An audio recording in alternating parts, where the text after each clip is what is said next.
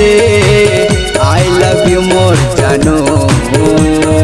I love you more जान रे I love you more जानू पहली बार हो गे मोला तोर संकार हो गे आई लव यू मोर जान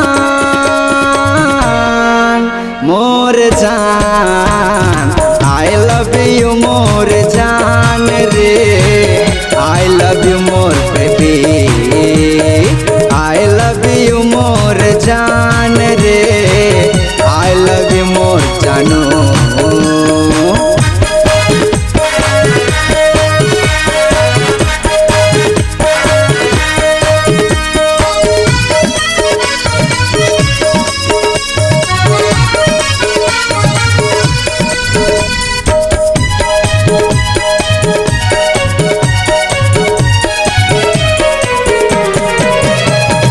देखत रहिथा तोला मैं दुर्गा चौक मारे आ जाबे पानी के बहाना निसो आ जाबे पानी के बहाना निसो रे हाथ के चूड़ी तोरे पाँव के पैरी ना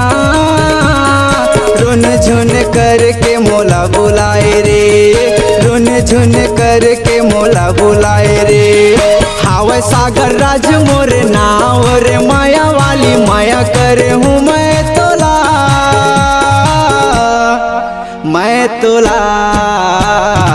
आई लव यू मोर जान रे I love you more miss you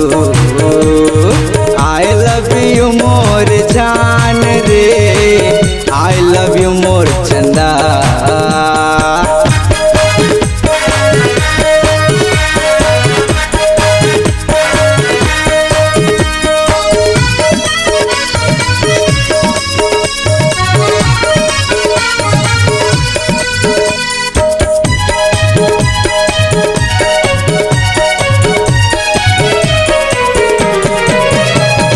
नैना तोरे मिर्गिन जैसे होटे हवा तोरे लाल लच के कमर तहिल जांगीर जिला रे लच के कमर तहिल उदय भाटा रे तोर मोरे माया के रे सोर हो गहना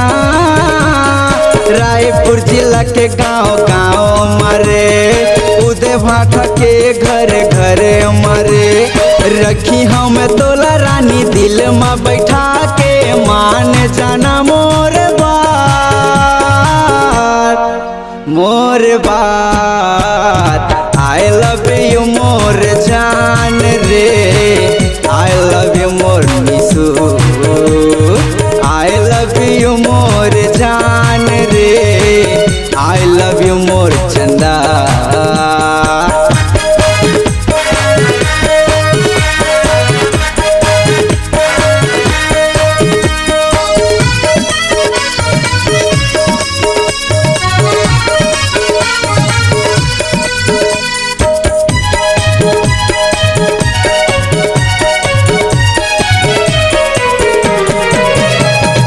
अम्मा पापा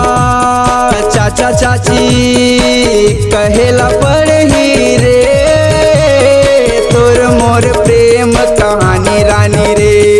तोर मोर प्रेम कहानी रानी ओ छत्तीसगढ़ में पूछबे रे सागर ना होलते गाँव गाँव गली में फेमस हो गे रे गाँव गाँव गली में फेमस हो गे रे ले जाऊँ तोला साथ भावर परा के मांग में सिंदूर लगा के मैं तोला आई लव यू मोर जान रे I love you more miss you I love you more जान रे I love you more miss you पहली बार हो गे मोला तोर संग प्यार हो गे आई लव यू मोर जान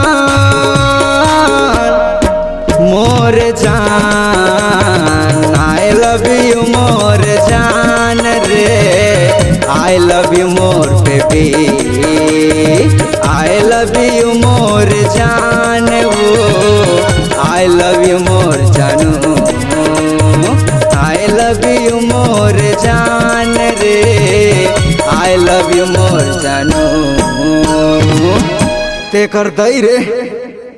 अगर आप अपनी आवाज को एक नया आयाम देना चाहते हैं तो चले आइए मल्टी ट्रैक डिजिटल रिकॉर्डिंग के लिए संपर्क करें HK म्यूजिक कंपनी, कोटा डबरी, चांपा, छत्तीसगढ़। मोबाइल नंबर है 9329238487 और 8085380339।